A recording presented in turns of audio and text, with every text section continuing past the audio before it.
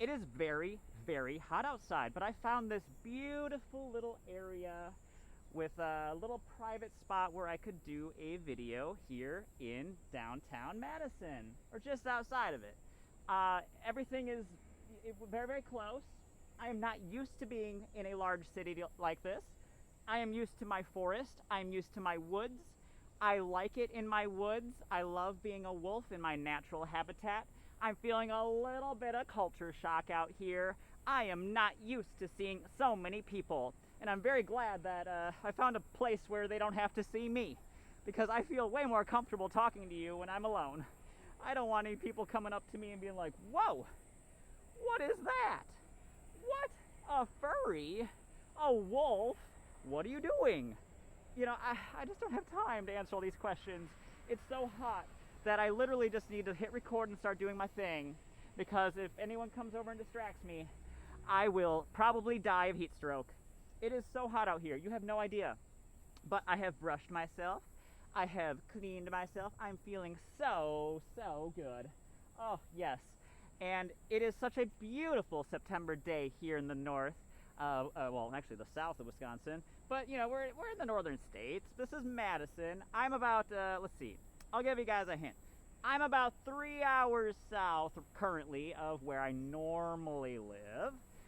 So, that gives you kind of an idea. I'm in the way up there in the woods. Up in them boonies, as they say. So, here in this city, I am just feeling so out of my element. But I knew that I was coming here, and so I brought my camera, I brought my fursuit, and I brought all my supplies so that I could make a video for you guys from a new location. I thought maybe it might be time to mix things up just a little bit, because all my videos so far have been pretty much from the same location. Maybe a little bit of movement, but not much. It's my field, you know. So here, I'm in a public park area. This was actually dedicated by the class of 1918.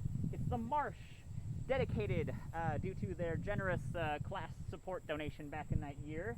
All of this marshy area has been preserved and not developed, and kept beautiful and natural just the way I like it. So thank you so much for thinking ahead and thinking of the future. We need more of that type of thinking, right? We need to preserve these beautiful natural habitats and environments. There's something so special about that. This marsh is so valuable as an ecosystem. There is so many, unique environments and habitats that wildlife can enjoy, and we need to give them those refuges, right? So that they can survive and reproduce and keep the environment healthy. They all serve different functions and different purposes in the environment, right? And our hubris as humans and our ignorance, should not supersede the logic of nature. There's something so beautiful about it that we don't understand, and that we need to respect and foster and allow to continue in the way that it has forever, right? We're just a little tiny blip on this planet, and so we should probably just let it continue doing things in the way it always has, or at least allow it to sort of function, right? We gotta live with nature. Nature's gotta live with us. There's gotta be a mutual respect there, right? Anyway, so this is Madison, Wisconsin. And if you guys have ever been here before, it is a beautiful college town. And I'm not used to seeing so many people. My God, I drove around, I was trying to find a spot in the parking ramp, and all of the spots were full. And oh my gosh, I had to wait for pedestrians and bikes and cars, and I'm just not used to it. I'm not used to it at all. I'm used to only dealing with deer on the road, you know? That's the only thing I usually have to watch out for. But man, that was just a lot of activity. A lot of stuff for my brain to pay attention to, right? So luckily I have not caused any issues. I have driven safely. A little bit of white knuckling, right? Just a little bit, because I was very nervous. Like I said, just looking around like, whoa, what is going on? There's so much happening. Please, GPS, tell me where to go, because I have no idea. I really do wish I could have come here for college. This is such a beautiful spot.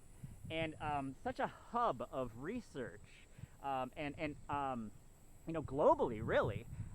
It's just such a special town.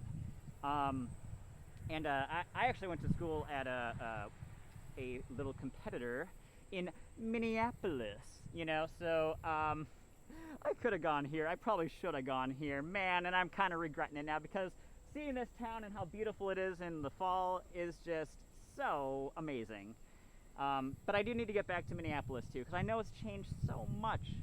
It's been let's see, it's been like 10 years since I was there, so you know, I really should get back and see what's going on, see how much it's changed. But it's probably changing so fast that I might not recognize it anymore, you know, and that's kind of sad. I was there at the perfect time, or at least I think so.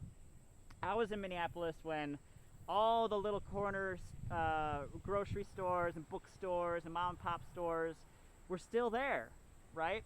But shortly after, they all started getting bought up and gentrified and replaced by these gigantic condominium complexes, so that they can fit more and more students right there next to campus. And I understand, but I'm also just so thankful that I got to see that city during its transition period, right? Just before the light rail went in, oh, I had to deal with all the construction dust. Ugh, well, that was the worst. But, man, is it nice now that it's there, right? So, listen, every big city has its positives and negatives. And like I said, I like Minneapolis and I like Madison. So, you know, maybe at some point I'll go back to school. Maybe I'll come here. Who knows? You know, there's always more to learn in this world. And I learn a lot at work, too. And actually, that's the reason that I am here in Madison, is I was attending a conference for work. Not a convention. There is a major difference between a conference and a convention, right? A conference is a little bit more for learning. A convention is a little bit more for fun. So anyway, I was there for business.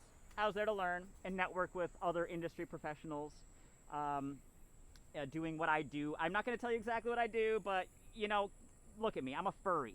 What can you think? What can you guess? I'm an engineer. I work with technology, IT. Yeah. I'm one of those stereotypical furries, you know, kind of smart, working in a tech job. So, guilty as charged, you know, that's just what I do. Anyway, so I was learning for the last few days down here, and today I've got the day off. I got to head back up on north, you know, but before I do that, I figured I'd come here and get a little bit of heat stroke, you know, because it is, what is it now, probably 80 degrees. Luckily, I've got a little bit of shade back here, and there's a little bit of wind. Hopefully it doesn't sound too bad, but oh my gosh, is it hot. I am sweating in here so bad, like way worse than usual, actually. This is not my normal time to be recording a video, or my normal location. Actually, there's nothing typical about this except for it's still me, right, and the same camera. So, yeah. What do you guys want to learn about, right? This is a college town. I've been to a conference. I've been seeing speakers talk about things. And there are lots of students here on campus that are learning things. So, in the light of all of that, I figured I would bring my little pad of paper here and continue the Furry 101 course. But I don't know what I'm going to talk about yet. I don't know. What do you think I should talk about? Is this a 102 course now? Are you guys experts? You guys learn a lot from my previous videos now, and you need to move on? Do I need to challenge you just a little bit more? Or do I need to break it down a little more simply? You know, obviously you can't talk to me right now, so I gotta guess. But I'm thinking you guys are ready for something just a little bit more advanced, right? You guys are smart. We're smart. Furries are smart, aren't they? Yeah. So let's move on and talk about something really cool, or maybe a little bit more pertinent to the fandom and my life and your life, maybe.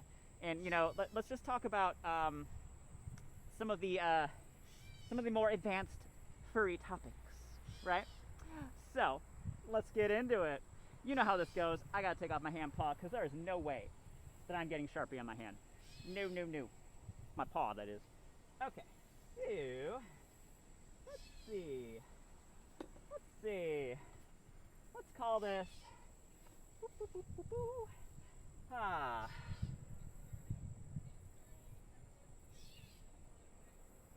here we go.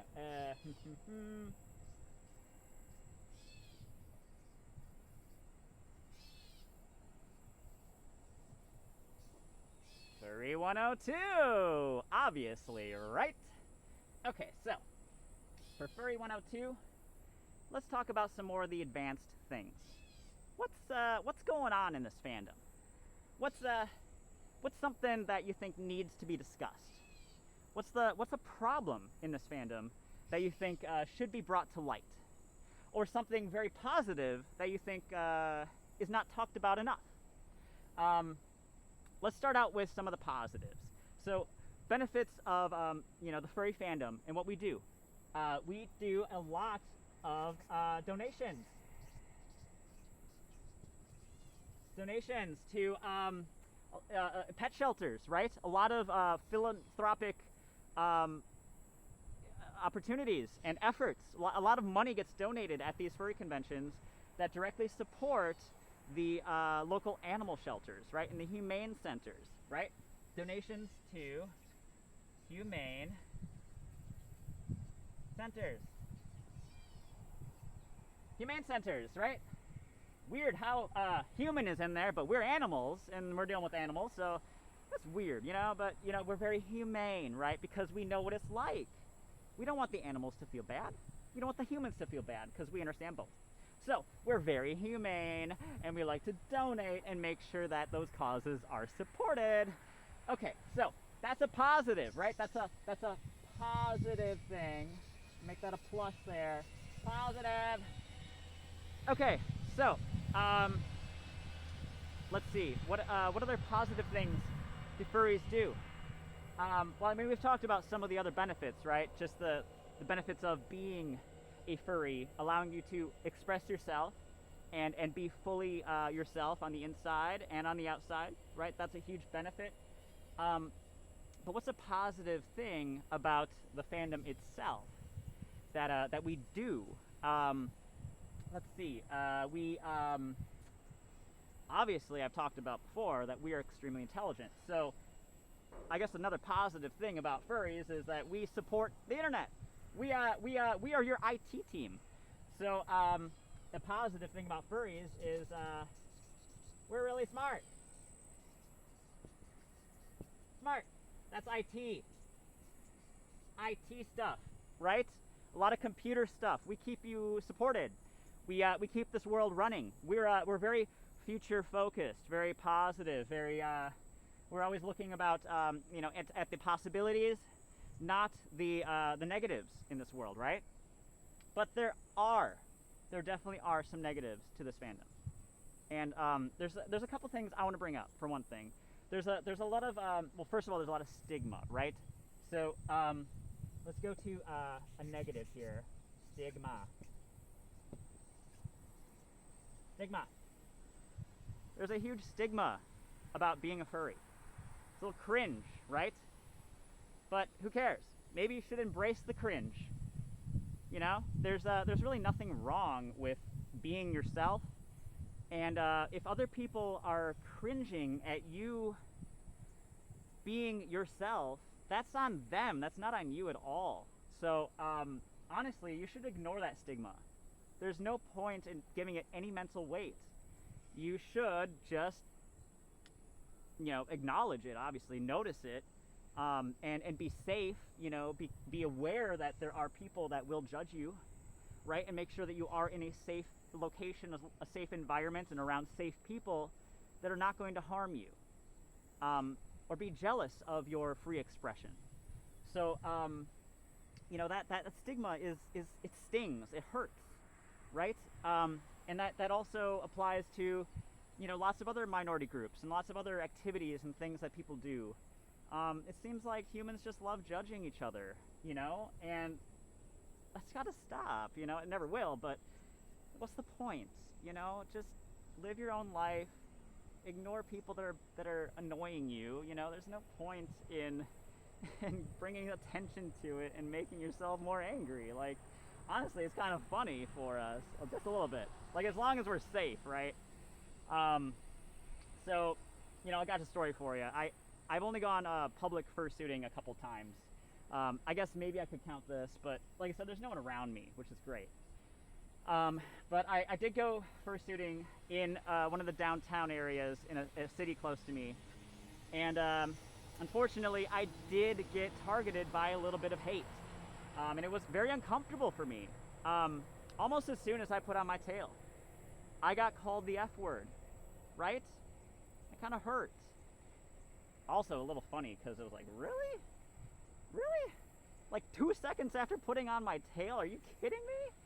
You know, and it's funny because those people are looking for that stuff. Their brains are hyper attuned to finding stuff that annoys them. So hey, be annoying to them. It's kind of funny. But like I said, just be safe. Anyway, so it didn't end there. I'm walking around the streets downtown, and I'm with a friend. So I feel pretty safe, right? It's weird doing this alone. I really wish I had a friend here with me. But it's nice. I feel like I can, see all my surroundings. I feel very comfortable. So anyway, walking down these streets, the car comes back, and it's a big white truck. It's got huge mufflers. This guy's a good old boy, and he probably tweaked his engine so it's got more horsepower. Anyway, he pulls up right next to us, and then when the light changes, he guns it. And there's a massive cloud of nasty soot and smoke. It was intentional, and that also hurts, right? But I could ignore that. I could keep going. So, we keep going, and of course, this guy makes another round, and he comes back for another go. And of course, his phone is going. His buddy's phone is going. He is recording as they're pulling up, and they say something to me that's pretty mean. You know what the best thing to do is, especially with the recording, just don't say anything. Because on their video, they're the ones that look like the asshole, not you. So just be quiet, just keep doing your own thing, ignore them. That's my advice, at least in that situation.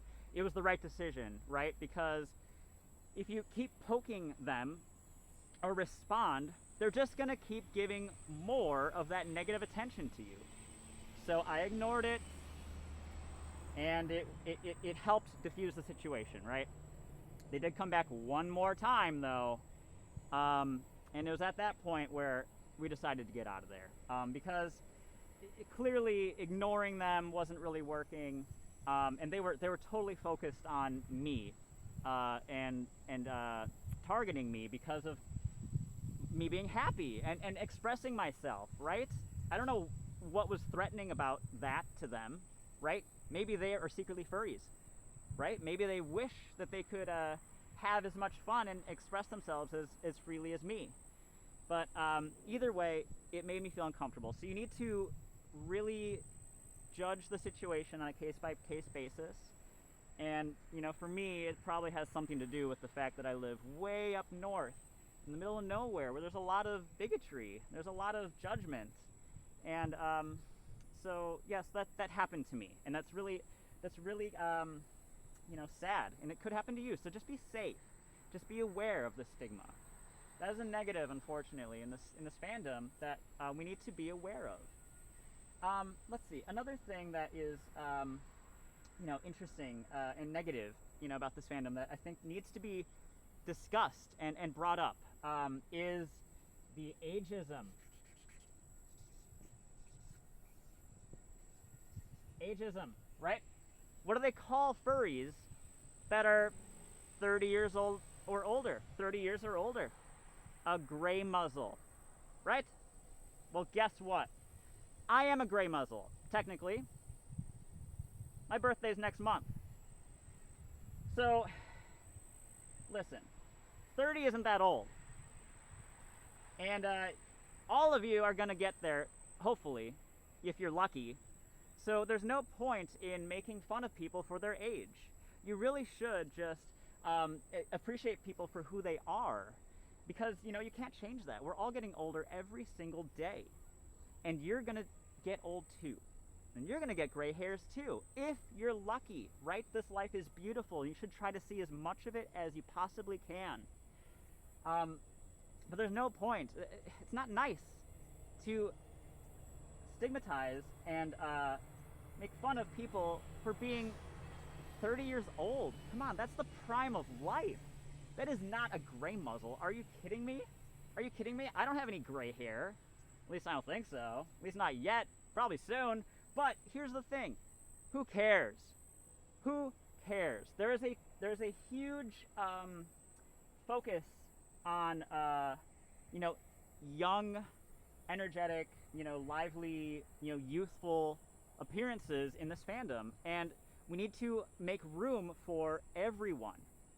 That it's not just young people. There are people that are older in this fandom that are hugely important and were historically important in the foundation and continuation of this fandom, in running the cons, in starting the cons, in you know, starting some of the fanzines and the different, oh my gosh, the history of the fandom is so fascinating. You should look into it, right? And guess what? All those people are really old now, but they should be respected. They're so cool. They've been there. They've done that. And just because you're young, you shouldn't discount them. You can learn from these people, right? You know, because I don't know what it is about it, but I guess maybe it's some of the hypersexuality in this fandom. Maybe, you know, maybe there's a need to kind of insulate the youth, 18 plus, you know, between that and 30, kind of wants to like only you know, love each other, you know, like, and obviously, you know, some young people aren't into old people, right? But it's not about sex, right? These older people don't want to be with a young, immature person. No, I'm looking for someone my own age, right? And you should too. Like, I want to have something to talk about with someone that, you know, has been through some of the same experiences as me, and seen some of the changes in this world in the same way as I did. You know, like, that's fun. I don't want to feel alone. I don't want to feel like I, you know, can't communicate with the youth of this world, you know, skibbity riz or whatever it's going to be, you know, as the culture changes, as all the language changes. You got to be inclusive, because it's more fun for everyone, right? Everyone wants to be involved and have a good time and meet people and be a part of the furry community. And there should be room for that. There's no room for stigma or ageism. I really do think that that's a huge issue in this fandom. There needs to be more acceptance of people as they get older, because guess what? You are gonna get older too, and you're not gonna like it when the label gets applied to you. So stop applying it to other people. Seriously, it's just so funny to me. It's like, really, you know, now at this point, it's just cringe whenever I hear it. You know, you guys are cringe for making fun of people that are old. Old people are awesome. You've got a lot to learn from them. You know, seriously, give them a chance. So, you know, and maybe they'll give you a chance then too, and actually teach you something. Because guess what? We're a pretty smart fandom, and the IT stuff is changing so fast, but the fundamentals of all that stuff, all the logic stuff, the early computers, all that stuff still applies. So don't discount, don't erase the older people from your mind, because they have the foundational knowledge of all this stuff. And as you continue in this world, all of that stuff is slowly becoming more insulated through AI. You don't even have to learn some of this stuff. You should. You really should practice some of the fundamentals, because it'll make you better at the new stuff. But the older people, they know it fundamentally. They know this IT stuff, you know, from a level that you know, is taught in textbooks, but they actually practiced it. So ask an old person, ask a gray muzzle what's up, what you need to know as a young person.